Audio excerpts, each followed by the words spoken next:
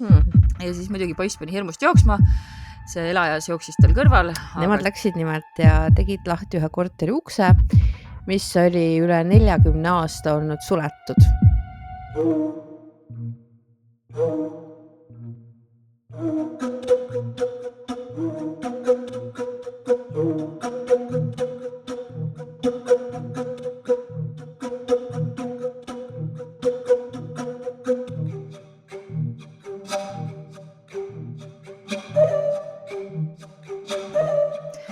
Tere, armsad külmaväristajad ja kikimooride sõbrad. Mina olen Taki. Ja mina olen Heidi. Kuidas meil läheb? Paranormaalses vallas, ma mõtlen. Selles mõttes. No, tondijahiselt läheb. Ülitondijahiselt läheb, aga õnneks me oleme suutnud püsida graafikus tänu Heidile, ainult tänu Heidi metsikutele jõupingutustele. Ei, aga tead, mis kõige toredam on selle asja juures või? No. Mul on mingi sõltuvus tekkinud sellest. See on nagu teraapia, ma istun ja teen ja ma olen nagu mingi aju on tühi, on ja? Jaa, vist on jah, sest et ma ei tea, mul on nagu mingi, või on see mingi loll ATH hasart jälle, ma ei tea, aga tavaliselt hasardi ajal aju ei puhka oluliselt. Naudi siis sellepärast, et mina läksin eile mega närvi, nagu mul arvuti lihtsalt ei teinud koostööd ja kõik, kes on elus monteerinud rohkem kui ühte videopilti, kui sul on mitu kaameranurka, siis te võite teada seda, kuidas heli kokkuajamine on omaette väljakutse. Kui sa oled selle heli kokku saanud ja siis sa saad aru, et sa ei saa sealt vahelt enne midagi lõigata, et sa pead tegema uue pika faili ja siis on Heidi kuskil lihtsalt räägib mingit täiesti random juttu, mis ei pea peale jääma. Ja siis ma lihtsalt mingi paned ühte helirida kinni, et võtta teisest, sest et minu jutt pidi peale jääma. Me unustame ära lihtsalt, et me kogu aeg lindistame ja vahepeal. Ja ma märkasin ka seda ja nii palju veel, et ma ütlen selle kohe ära, et siis kõik teavad oodata, et Paidest tuleb 3 episoodi ja Paide 3. episood on Taki soolo episood. On või? Full on nagu. Ma ei ole ise veel vaadanud, siis ma tahan teise. Reaalselt. Minu hääl on vahepeal kuskil, aga otherwise sissejuhatus, outro ja ülejäänud on. Okei, no hea teada, siis suured Taki fännid on rõõmsad, suured Heidi fännid ei ole rõõmsad. Aga jah, mul on veel, ütleme, 1,5 on jäänud teha klippi või ütleme siis stseeni või? No ja siis on juba järgmine, selles mõttes, et juba järgmine, mida me Tartus näitame. Aga mina käin enne Londonis ja lähen vaatan, kuidas seal Halloweeni peetakse ja võib-olla jagan midagi Instasse või Patreoni sealt, kui ma midagi ägedat näen. Ja mina olen kutsutud ühele ägedale Halloweeni peole, kuhu ma loodan, et me saame minna. Tead, ma nii igatsen see pidu, mis minu juures oli. Oli nii lahe ja ma just mõtlesin, et tahaks teiega, siis ma sain aru, et meid ennast ei ole see aasta siin see aeg ja siis ma mõtlesin. No siis puki kohe järgmine aasta ära, et järgmine aasta on siis sinukal. No ma mõtlen sellele, selles mõttes, et see Londoni asi on ka igal aastal enam-vähem täpselt samal ajal. Aga mul on väga äge baarikostüüm välja mõeldud. See on geniaalne, kui sa seda muutnud ei ole. See on nagu legendaarne lihtsalt nagu praegu mingi number 1 Halloweeni kostüüm on vist need Louvre'i varaste erinevad variandid. Okay. Juveelivaraste, aga see, mis teil on, see on nagu bestast. Ma arvan, et see on ajatu, ma arvan, et see läheb meiega väga hästi kokku ja see tegelikult ei nõua ülisuurt vaeva. Mul on enamik asju olemas ja kallimal ka ja ühesõnaga tal lihtsalt on haigelt. Taki räägib kallimast, Taki räägib. Kui sa teaksid, et mu kallim on välja lõiganud selle osa, kus sa ütlesid, ma leidsin ta üles. Ma tean, sest ta saatis mulle Messengeri selle kohe, kui ta leidis selle vist. Ta lihtsalt laulab seda kogu aeg nagu.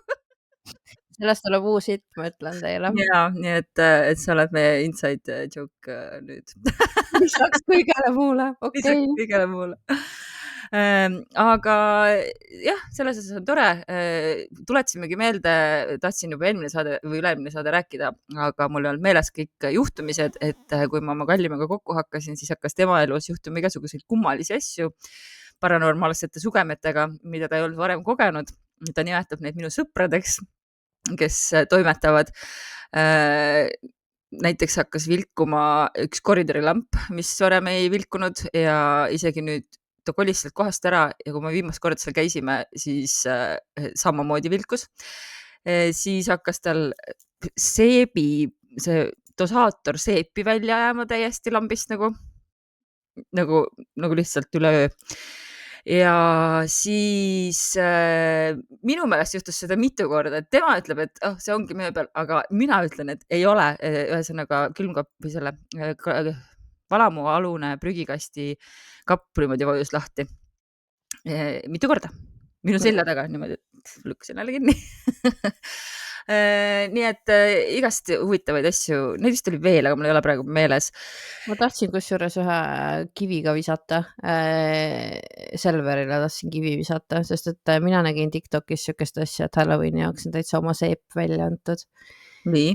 Et põhimõtteliselt ongi vedel seep, et kui sa vajutad, siis ta mängib siukest hästi creepy't muusikat mingi natuke aega. Ja mis see Selver siia puutub?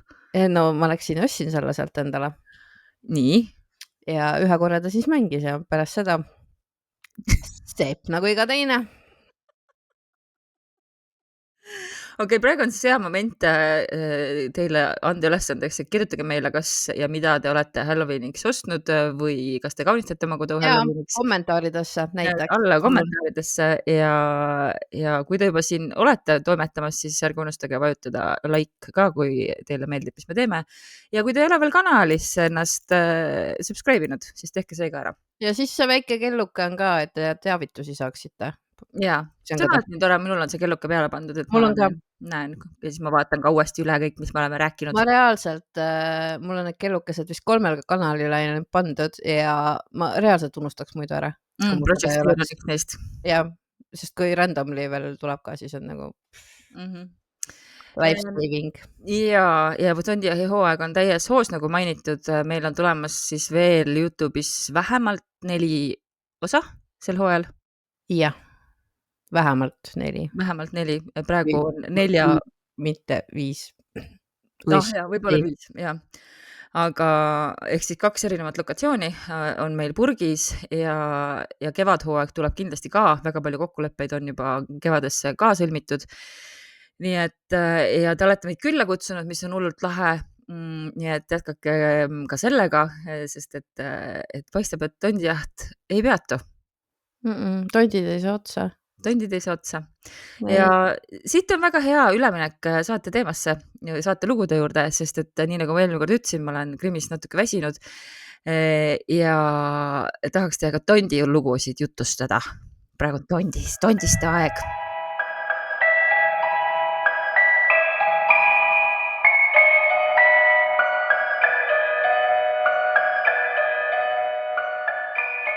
Ja esimene lugu tuleb mul Koeru kandist.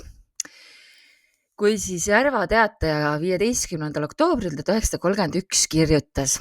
Sellest on umbes poolsada aastat tagasi, kui Koeru kihelkonnas asuva Aruküla mõisa ümbruskonna elanike meeli pinevil hoidis kummaliste lugude seeria, mis oli seotud surnud mõisarra krahv Tolli kodu käimisega. Ja lugu oli siis niimoodi, et ega selle krahvi iseloomu kohta väga midagi kindlat ei teatud, aga arvati, et ju ta ikka sünge oli, et teda väga ei armastatud. Kes neid krahve ikka seal armastas, on ju. Ja keskeas ta suri teadmata põhjustel. Leinama jäid, koer lihtsalt kratsib ennast praegu. Leinama jäid naine ja 2 last ja rahvasuus kõneldi, et võib-olla siis krahv tegi enesetapu. Teised kõnelesid, et võib-olla mürgitati, aga tegelikult siis seda surmapõhjuseid ikkagi teada ei saadud. Ja muidugi oli vääriline tseremoonia, kui ta sinna mõisa kabelisse maeti. See kabeli ümbrus oli olnud ka väga ilus, et selleaegse ilu jälgi siis olevat olnud 30-ndatelgi märgata, et kaunis ehitis ja kuusehekid ja suured kased ja vahtrad andsid siis väga suursuguse ilme, aga juba siis toonane leht mainis, et suurem osa neist puudest on kahjuks kirve läbi hävitatud. Aga õudseks muutus see koht siis sellest ajast peale, kui krahv sinna maeti. Ja kuigi mõisrahvas oli enne üsna heal meelel selle kabeli ümbruses liikunud, siis hoiti sealt eemale ja selleks oli ka piisavalt põhjust. Näiteks siis algasid öösiti kabelis ja selle ümbruses igasugused häälitsused ja õudne kahin. Peaaegu igal ööl istus suur öökull kabeli katusel ja laskis kuuldavale oma õudust tekitavat huikamist. Kusjuures öökullide kohta ma käisin, see oli juba mõned kuud tagasi, septembris, ma arvan, septembri alguses, käisin laadaga jalutamas Laulasmaal metsas ja tema märkas ja ta jäi niimoodi ülesse vahtima. Ja siis lendas suur või tähendab jäi vahtima puu peale ja mina ei saanud aru, sest öökullid on väga head maskeerujad, onju. Ja siis, kui ta sealt tõusis ja niimoodi lendas üle meie peade, tõsiselt lai tiiva ulatus ja nii vaikne, nagu ülivaikne, üldse ei arvaks, et öökull on nii vaikne. Nii et väga creepy oli ka. Ja ühesõnaga siis mõisateenijad arvasid, et nad kuulsid sinna huikamise vahele ka igasuguseid oigeid. Ja loomulikult siis loogiline järeldus oli, et ju siis mõisahärrat miski seal tinases puusärgis painab. Aga üksnes oigamisega ta ei piirdunud. Võttis siis isegi julguse, et tungida mõisahoonetesse ja lõpuks ilmus ka inimeste silme ette, võttis tihti looma kuju. Ja kõige sagedamini kuuldi siis kabeli poolt lähenevat kitsemökitamist, mis siis läks aina tugevamaks ja jättis mulje nagu mõni kits läheneks, aga siis vaikis väga järsult. Et algas nagu niimoodi mäk ja siis oli nagu kirvega lõigatud. Ja siis väike moonamehe poeg, kes viis isale mõisa süüa, kuulis kord kabeli poolt lähenevat mökitamist, mis aina lähenes. Ja siis vähese aja pärast kuulis ta oma selja taga müdinat ja hingamist. Ta vaatas üle õla ja nägi siis habemega sikku, läks rahulikult edasi, sikk oli kannul, aga peagi siis kadus loom metsa. Ja kui ta siis sama teed tagasi läks, siis tuli jälle see sikk metsast välja, hakkas poisil järel käima. Ja jäi siis poisi kõrvale mingil hetkel, aga siis märkas poiss, et sikul on inimese profiil ja kuidagi imelikult lühikene keha. Ja kui siis loom korraga poisile otsa vaatas, haaras ta hinge lämmatav hirm, sest et ta nägi, et sikul on inimese silmad. Teadupoolest on sikkudel siis sellised ägedad kandilised pupillid, aga sellel siis ei olnud, tuleb välja. Ja siis muidugi poiss pani hirmust jooksma. See elajas jooksis tal kõrval, aga siis kadus väga ootamatult ja poiss kuulis siis vaid väga võigast inimese naeru meenutavat mökitamist. Ja kui ta koju jõudis, siis ta ei suutnud alguses sõnagi suust saada, jäi haigeks ja viidi järgmisel päeval linna arsti juurde. Ja siis teine tähelepanuväärne juhtum leidis aset 2 ümbruskonna piigaga, kellest on toodud siis ainult initsiaalid JS ja MP. Tüdrukud tulid siis hilja õhtul mõisast töid ära viimast ja kui nad jõudsid sinna kabelitagusele mäele, ajasid juttu ja kuulsid siis eemalt üksikuid koerahaugatusi, sarvehelinat ja kabjaplaginat ja kõik see heli tuli siis lähemale. Aga kuna keskööl jahti ei peeta, siis nad hakkasid muidugi kartma ja hakkasid jooksma, aga kui nad jõudsid mäealamile, siis kogu kära ja sarve puhumine vaibus ootamatult. Ja mõisahoonetes juhtus siis ka igasuguseid imelikke asju, et häärberis kuuldi öösiti kolistamist, klaasidega lirinat, nähti, kuidas nähtamatu käsi tuld süütas ja kõik siis kogu need sündmused ajasid Graffi perekonnale niisuguse hirmu peale, et nemad ei suutnud seal enam elada ja sõitsid Peterburi. Aga kõik need kummitused ikkagi jäid sinna mõisasse maha, et pidevalt nähti siis, kuidas see Härberi aknad on valgustatud, kuigi seal kedagi enam ei elanud. Kuuldi kolistamist, kuuldi klirinat, aga aja jooksul kadusid need siis nähtused ära ja Graffi proua julges siis mõne aja pärast oma mõisasse tagasi tulla. Aga kuna ta väga kartis kummitust, siis ta lasi toatüdrukul endaga ühes toas magada igal öösel. Aga siis ühel ööl saatis ta tüdruku ära ja proovis siis üksinda magada, aga see ei läinud korda, sest juba enne keskööd kuulis ta, et keegi käis ringi mööda tubasid ja lohistas tuhvleid mööda põrandat. Ta vähemalt püüdis vapper olla korraks. Ta vähemalt püüdis erinevalt meist. Ja kuna ta arvas, et keegi on eksinud sinna tubadesse, siis ta tahtis midagi öelda, aga just siis kuulis, et midagi nagu visati ja sellele järgnes siis puruneva klaasi klirin ja hommikul leiti purunenuna Graffi pilt. Ja järgmisel ööl juba hakkas siis vaim rohkem asju toas ringi loopima. Toolid, lauad, sirmid, pesulaud ja isegi kapp paisati külili. ja ainult siis graafiproua oma voodiga jäi puutumata. Ja kui teenija siis kõlistamise peale tuppa ilmus, siis kummitus kadus või ütleks siis poltergeist, onju. Ja selle peale siis otsustas proua ikkagi jäädavalt sealt lahkuda. Aga enne siis käis ühel külaskäigul küla peal ja kui ta tagasi sõitis ja seda kabelimetsa seal läbis, siis ta koos kutsariga nägi niisugust nägemust, mis siis kogu tondilugude seeriale justkui krooni pähe pani. Nad nägid krahvi ennast. Kogu tema ilmalikus olemises, piduülikond seljas, mõru nägu ees. Siin on niimoodi kirjas, mõru nägu ees, millelt tuhmid silmad prilliklaaside tagant kaugusesse vaatasid. Ja see oli kõik nii selgelt näha, et kutsar kartis isegi otsa sõita ja juhtis siis kuuvalguses need hobused teelt kõrvale. Aga kuna nad sõitisid suure hooga, siis see tõld paiskus kraavi ümber, nägemus kadus, aga kutsaril oli seal tükk tegemist, et ta üldse sealt poolsurnud krahviproua ja enese hirmust värisedes mõisa tagasi toimetas. Ja siis nad sõitsidki ära Petrogradi. Aga muidugi see artikkel siin spekuleerib, et ei tea, kas need olid ettekujutuse vili või millegi muu tagajärg, aga igal juhul graafi kodu käimine viis siis selleni, et ümbruskonna mehed võtsid Braust Hoffmanni esiotsa ja otsustasid korraldada siis graafi teistkordse matmise. Ja see viidi siis läbi salaja keskööl koos muusikameeste ja mõningate asjasse pühendatute osavõtul. Aga kui nad avasid selle tinna puusärgi, siis nad leidsid oma hämmastuseks graafi jalge alt musta surnud ussi. Ja see võeti puusärgist välja, graaf maeti uuesti. Matmine jäi saladuseks, aga pärast seda siis kadusid kõik õudsed lood graafi kodu käimisest ära. Viimane lause, tõsi, neid jutte ei lubatud enam kõnelda, kuid kes seda teaks? Kuid kes seda ei teaks, graaf oli hulk aega kogu ümbruskonda hirmul hoidnud. Nii et sellised lood olid siis Aruküla mõisas anno domini 1870 kuskil.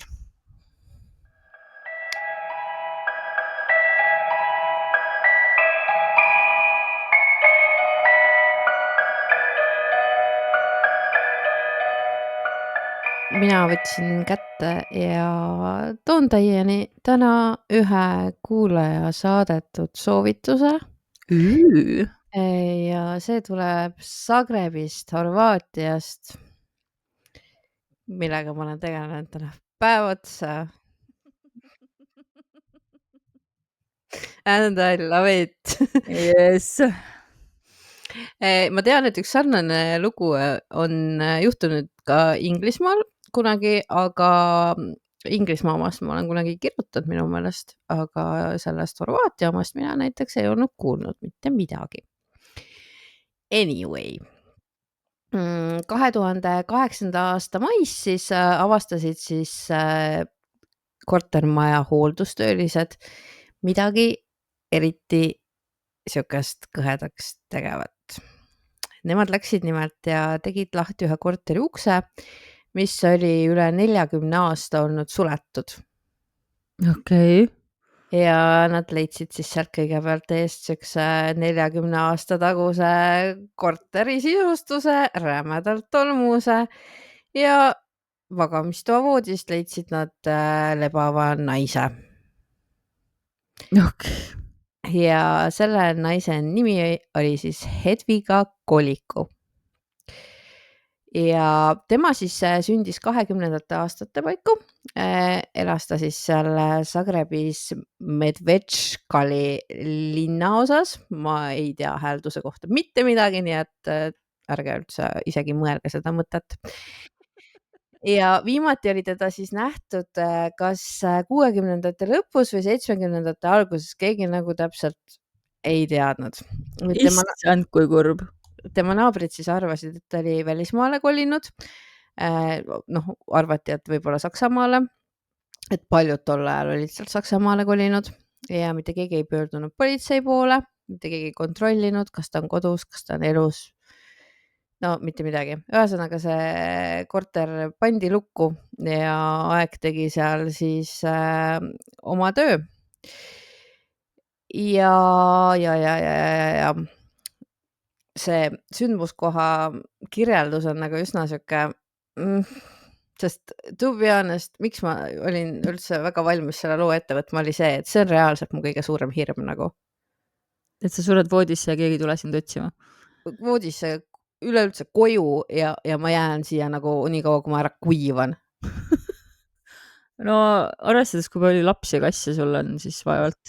Still, vanemas eas. No kurat teab, tegelikult ka. Esiteks, me teeme seda saadet tõenäoliselt surmani ja ma teisipäeval kell 6 arvuti taga ei ole.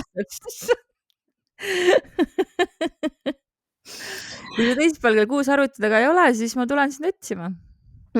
Okei. Lähme siis tagasi sinna Zagrebisse, kus siis kõik need asjad korteris olid jäänud sinna, kuhu see naine siis need viimati oli jätnud. Tema voodi kõrval oli poolik tass midagi, mis vist oli tee olnud kunagi. Laual olid vanad ajalehed. Kujutate, 40 aastat vanad lehed. Nagu täiesti. Seda ma kujutan väga hästi, et ma lihtsalt tahaks teada, milline näeb välja 40 aastat puutumata teetass. Ma ei tea, ma ise kujutan ette, et sealt nagu vist see asi aurab ju ära. Aurab ära, jah. Aga tee jätab ikkagi üsna siukse, no ma ei tea. No ega me seda teada ei saa ka.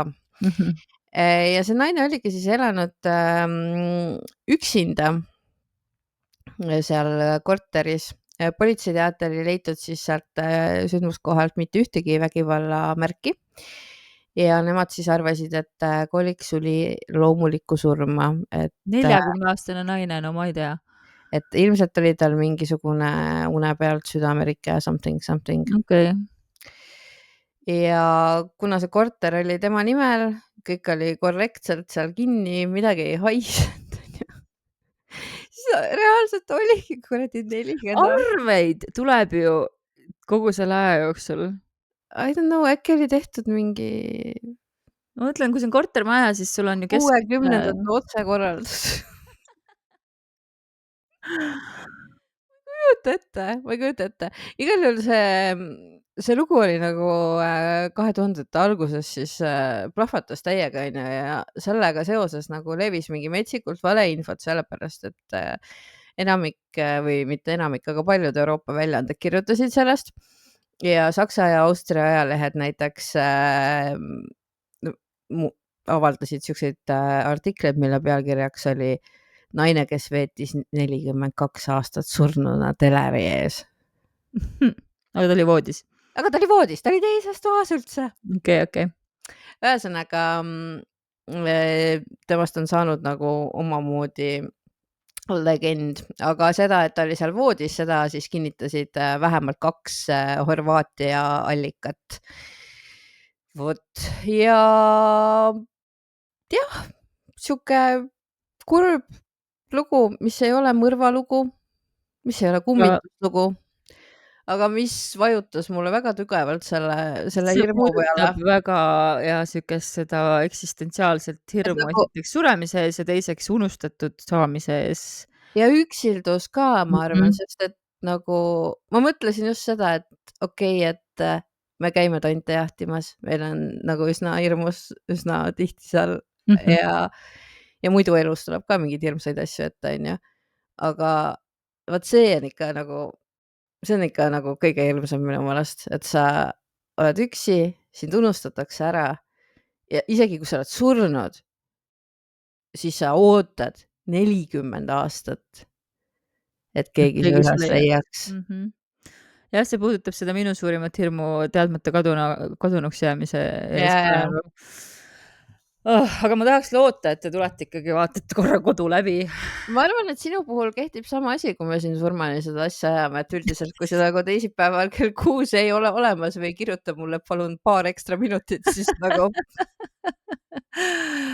jah, nii see on. Praegu jääb muidugi mulje, et me Heidiga muul ajal ei suhtlegi, mis ei ole tõsi, eriti tondijahi hooajal, aga muidu ka.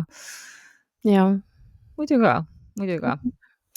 Aga siin on hea moment minna ja astuda korraks meie Patreoni, kus me pakume teile lisasisu. Ma tahan siis juba ette õnnitleda nende vippide lugemise puhul. ma ei ole veel vaadanud, aga ma tean, et on üks inimene, kes lubas iga nädal hakata seda nime muutma. jah, ma juba nägin. ma ei julge vaadata.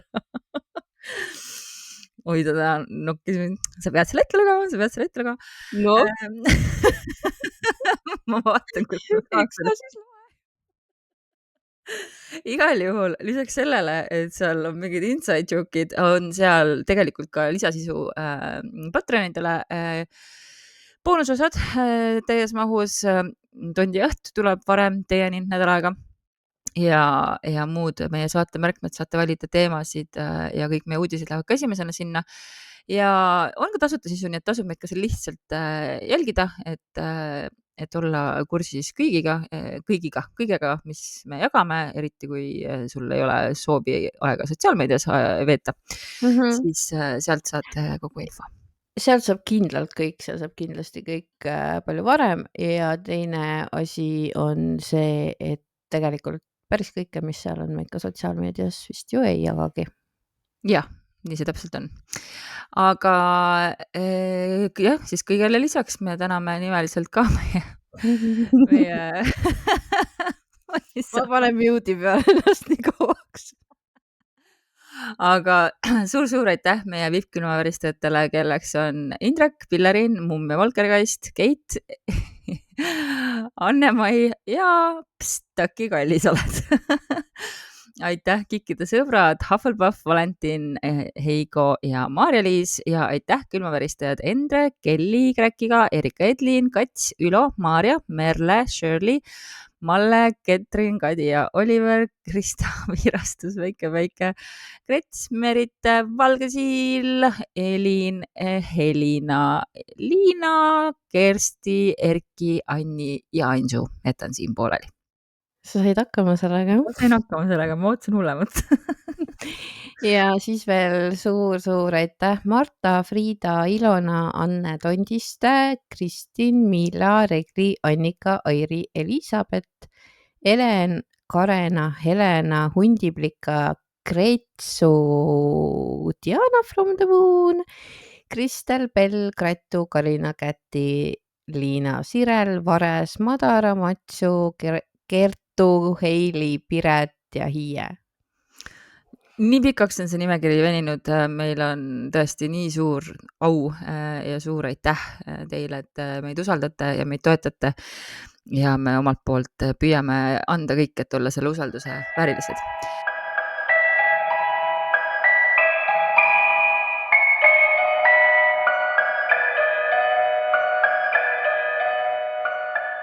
aga mul on järgmine lugu juba ette pandud ja selle loo autor on minu armastatud peatoimetaja kunagine Merit Kopli, kes 97. aastal 1. veebruari Eesti Päevalehes kirjutas sellise artikli pealkirjaga Halleluujaga kuradi vastu. Alapealkirjaga kurja vaimu vastu aitavad manamised ja palved. Okay. ja mul on väga suur lootus, et ma ei ole seda teinud, sest see oli mul ühes märkmetega, kus ma sain aru, et osasid ma olin teinud nagu sellest potist, aga mul on tunne, et ma ei ole teinud.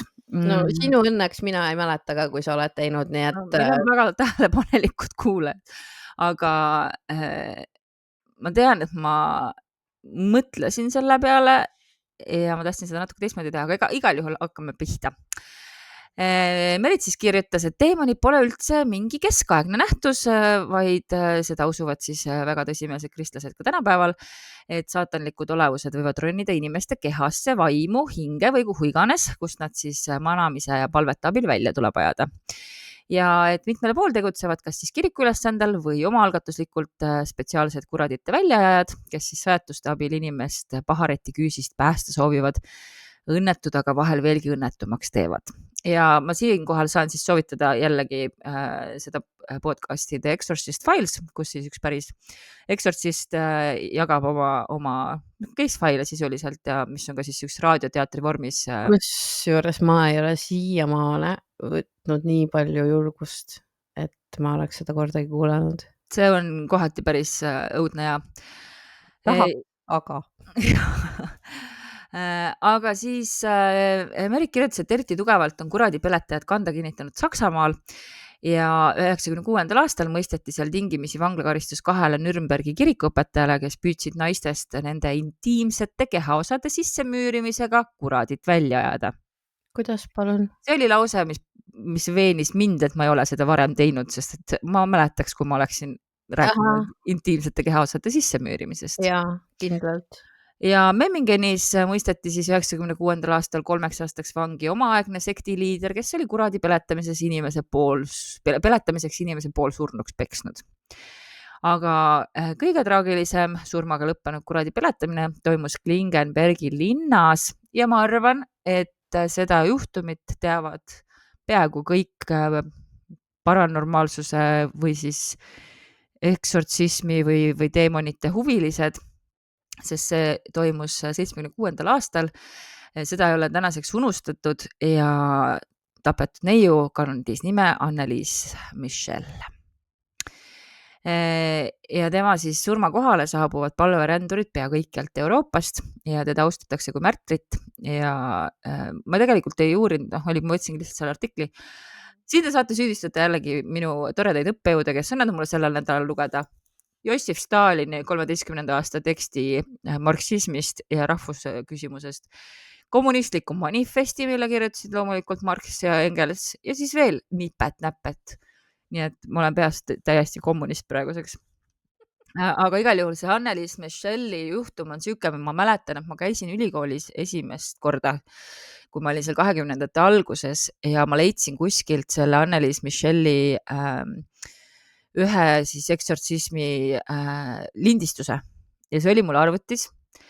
Mul oli vana siuke Windows 95 oli toona, 97, suur kast laua peal ja see oli mul seal desktopil ja ma mäletan, et ma ikka ma ei julgenud seda kuulata ja ikkagi kuid kogusin hoogu, et seda kuulata. See oli päris võigas.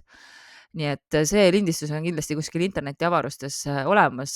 Ma ei hakka teid siin praegu sellega traumeerima, aga huvilised saavad seda leida, sest et see Anneliis Micheli juhtumi teebki erakordseks see, et need väga sageli eksortsismi neid riitusi siis salvestatakse, aga nagu 99,9% juhtudest need ei jõua avalikkuse ette, sest et see on igasuguste eetikareeglite vastane. Aga igal juhul siis Anneliis oli pedagoogika tudeng, kes suri siis 23 aastasena 76. aasta suvel. 2 katolikku preestrit olid enne neiu surma püüdnud siis palvetuste, sajatuste ja lauludega temast kuradit välja ajada, sest nad arvasid, et neiu on kurjast vaimust vaevatud. Ja sama uskusid siis ka tema vanemad ja sõbrad. Anneliis vanemad olid rangelt usklikud ja siis nad oma 4 tütart kasvatasid samas vaimus. Isegi nii rangelt usklikud, et näiteks tantsimist peeti suureks patuks ja iga päev oli kohustuslik kirikus käia. Ja Anneliis oli siis muidu kuulekas, siuke väga tasane ja leebe neiu, aga Merit on siin kirjutanud, et järsku hakkas pead vastu seina peksma, hambaid krigistama, alasti mööda maja ringi jooksma, jubedaid häälitsusi tegema, aga tegelikult see ei juhtunud päris järsku. See ikkagi võttis nagu aega, et kuidas see tema isiksuse muutumine nagu oli, siis ta lõpetas ka söömise. Ühesõnaga, need pildid ka sellest Anneliisest enne surma on väga-väga kummituslikud sellele, mis paneme siia ekraanile. Aga igal juhul vanemad olid siis lõpuks veendunud, et tüdruku sisse on pugenud kurat ja preester püüdis siis palvetega neiut päästa.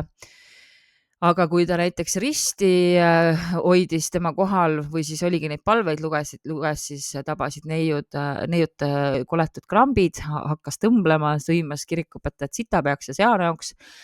Ja arstid, kes siis ligilasti diagnoosisid Anneliisel epilepsia ja psühhoosi, mille siis põhjustas väidetavalt viha isa vastu ja siis häiritud seksuaalne areng, mis kõik võib olla, aga porkenolostoos ehk siis vabalt võib olla kõik.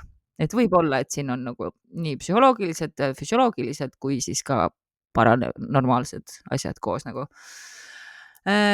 Ja 78. aastal mõisteti siis vanematele ja 2 kirikuõpetajale ettekavatsemata tapmise eest 6 kuud tingimisi vanglakaristust, kuna nad ei kutsunud siis Anneliise viimastel elukuudel talle arsti. Et neiu ei söönud enam surmaeelsetel nädalatel või ei joonud ja lähedased arvasid, et kurat on talle need lõpud keelanud. Ja surres oli siis Anneliise nägu täis verevalumeid, ta oli praktiliselt täiesti skelett. Ja oma surnud tütre auks lasi siis isa oma maalapile kabeli ehitada ja selle ära õnnistada. Ja siis seda kabelit on külastanud nii Belgia, Hollandi, Austria kui Itaalia palverändurid. Ja Anneliise haua peal seisab helendav valge rist, mis siis võiks seda surnud teemonite eest kaitsta. Ja üks naine, kes osales siis Anneliisest kuradite väljajäämise rituaalidel, rääkis ajakirjale Der Spiegel, et kuradid olevat välja tulles jubedalt röökinud ja nii tuli siis neiul suu kinni kleepida. Tüdruk väitis, et tema sees elavad siis Lucifer, Juudas, Nero, Kain ja Hitler. Ja seejuures Hitler olevat olnud neist kõige rahulikum, kes hüüdis siis vahepeal aeg-ajalt väga vaikselt Heil, Heil. Aga väike vaene Hitler. Vaene Hitler. Mis näitab võib-olla lihtsalt seda, et kui meie peame Hitlerit üheks suurimaks koletiseks, siis tegelike teemonlike koletiste kõrvale on ta väga väike tegija. Anneliise sisse olevat siis kuradid pugenud juba emaüsas ja sellepärast ei saadudki siis kõiki tema seest välja. Aga nagu siis öeldud, et nüüd peetakse teda taevaseks heategijaks ja kabelisse tuuakse siis kirjakesi oma palvetega. Külaliste raamatusse panevad tänulikud inimesed kirja, kuidas neiu siis neid aidanud on. Enamasti on ta inimesi terveks ravinud, aga ühel kirikuõpetajal aitas ta fotoaparaadi ära parandada. Tsitaat: 3 korda palusin ja aparaat saigi terveks. Ja Maini-äärse Frankfurdi ühes vanas vabrikuhoones, kus varem trükiti pornoajakirju, käib siis nüüd vilgas palvetamine ja laulmine. Ja Frankfurdi suurima evangeelse vabakiriku liikmed kasutavad suuri ruume lasteaedade, büroode palvetubadena ja seal on siis toole 1000 palvetaja tarbeks. Ja seda, et siis need Frankfurdi kristliku keskuse vabakiriklased võtsid pornotrükikoja üle, nemad peavad siis seda heavõiduks kurja üle. Usuvad, et saatana maailm on niisama reaalne kui inimeste maailm, aga paraku 98% inimestest seda ei usu. Nemad ka teavad, et põrguvägede vallas on paljud moodsad inimesed, kes ise seda ei taipa. Ja see keskuse looja, kirikuõpetaja Rudi Pinke ütles siis ajalehele Die Welt, et teemonid elavad inimestes, kellel on tumedad kired nagu sõltuvus, rahanälg ja liiderlikkus, sest et sellises kehas tunnevad põrgulised end koduselt ja tema sõnul siis hakkavad jumalateenistuse ajal kurjast vaimust vaevatud inimesed kokku kukkuma või tormavad karjudes välja ja tavaliselt nad ei suuda öelda sõna Jeesus või seda kirjutada. Seda kõike see isa Martins ka selles saates kinnitab, et niimoodi on, mida mina olen kuulanud. Ja Frankfurdi keskuses siis toimub ka samuti pahade vaimude väljaajamine. Kõigepealt nad panevad siis vaevatud inimese valgesse avarasse ruumi madratsile pikali, määrivad üleni õliga kokku, ilmselt siis pühitsetud õliga. Ja enne kui nad hakkavad seal neid sajatusi ütlema, siis tuleb lebajal üles tunnistada oma suurimad patud ja siis paneb kirikuõpetaja talle tema käed rinnal, mis asja, lebaja rinnale paneb risti ja käe paneb otsaesisele ja hakkab siis karjuma, Jumala nimel kao, välja, kasi välja, teil pole õigust inimest piirata. Ja siis vaevatu tavaliselt karjub, rõhitseb, nutab ja siis lõpuks jääb täitsa vaikseks. Teemonid lahkuvad suu kaudu, kas siis haigutuse, rõhitsuste, loomahäälitsuste või köhaga ja tavaliselt tuleb siis ka väga paha haisu. Ja rituaali ajal paljud inimesed minestavad. Ühel naisel tekkis palvetajal kehale, tekkisid verised jäljed, nagu oleks teda piitsutatud, mõnesid tapavad krambid ja värinad ja kogu see kuraditest lahti saamine olevat nagu sünnitamine, et sama valus ja kergendav. Aga psühhoanalüütikud on siiski seisukohal, et inimesse kuulub halb niisamuti kui hea ja ka halba tuleb omaks tunnistada, mitte hakata sellega veriseid lahinguid pidama. Ja Merit lõpetab artikli lausega, kirjutas ju juba Freud. Teemonid on meie pahad jumala vallatud soovid, alla surutud kirgede väljendus. Nii et palun väga, seestumise lugu teile ka ja boonusosas on mul üks tore mimiku lugu.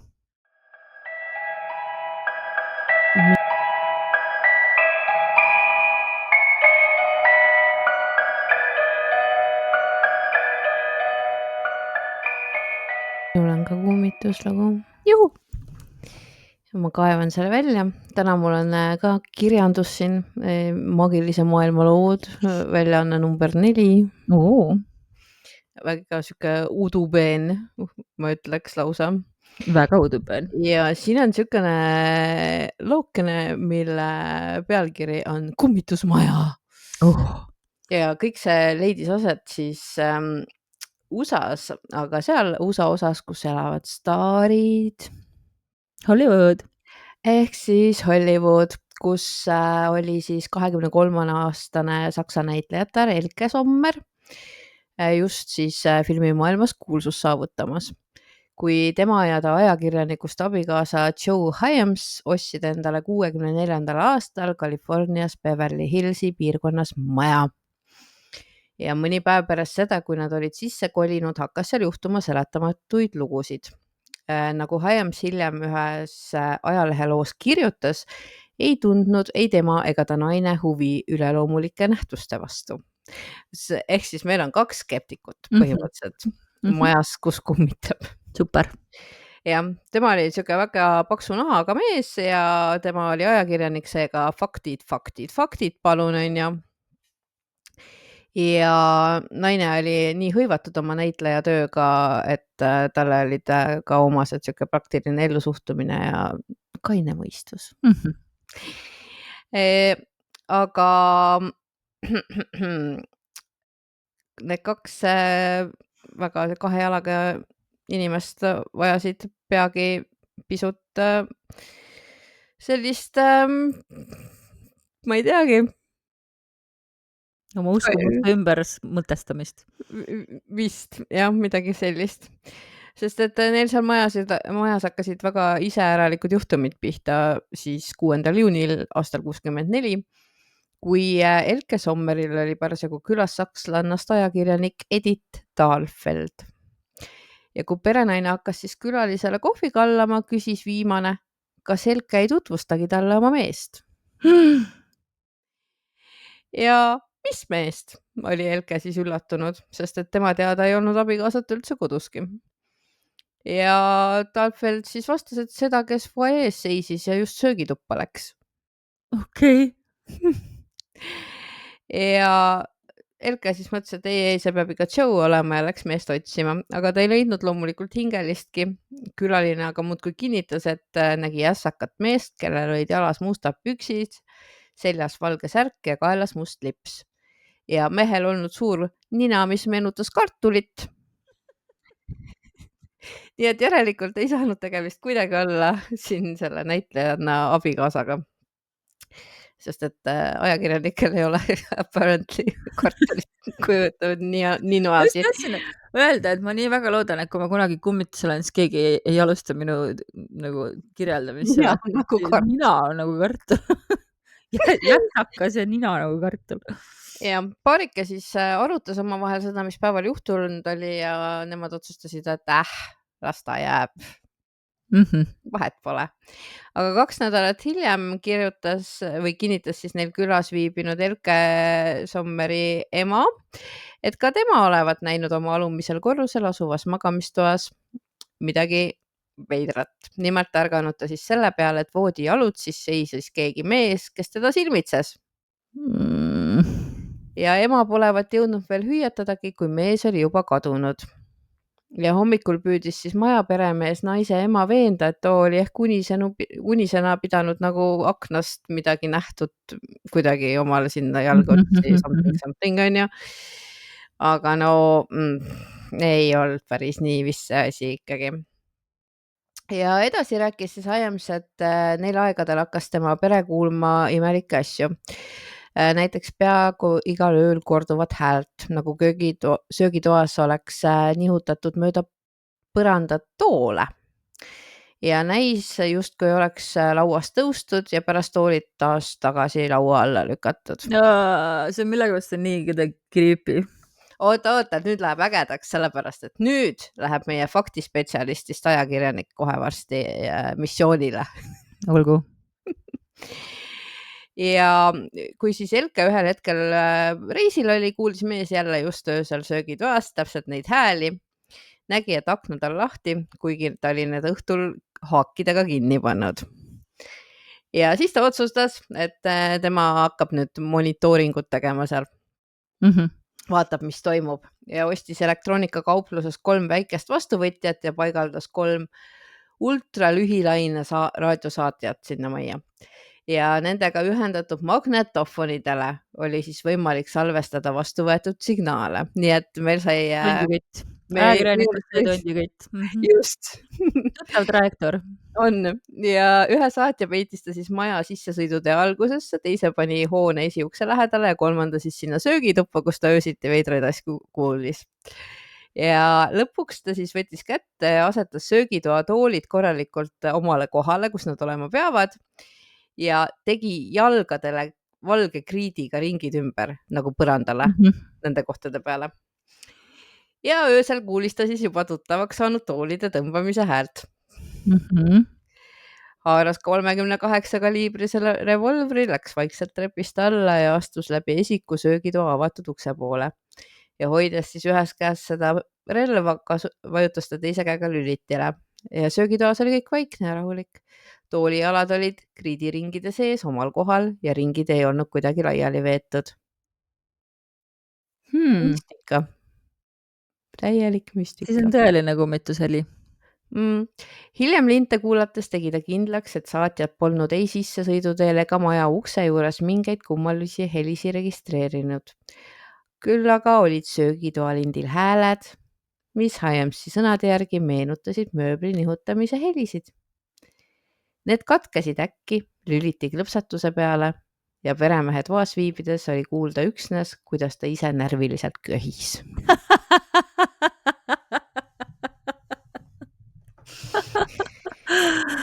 Vot, aga tegelikult need seiklused lähevad seal edasi lähevad, et ma arvan, et ma nendest ülejäänud seiklustest räägin meie Patreonidele.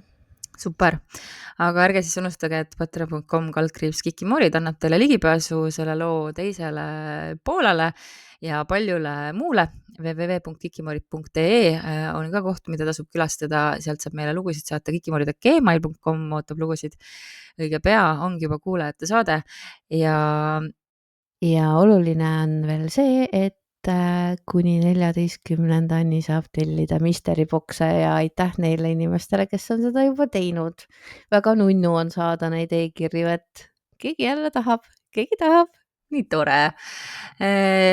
Ja sel nädalavahetusel on Halloween ja hingede päev, nii et siis ärge unustage panna küünlaid kalmistutele, akendele, meenutamast esivanemaid, panemast neile toitu välja, et ikka hoida häid suhteid teispoolsusega ja loodetavasti on teil ägedad Halloweeni plaanid ja kostüümid ja peod ja kui ei ole, siis ka kodus vaikselt omaette saab olla selles kõige pimendamas ajas ja nautida kõhedust.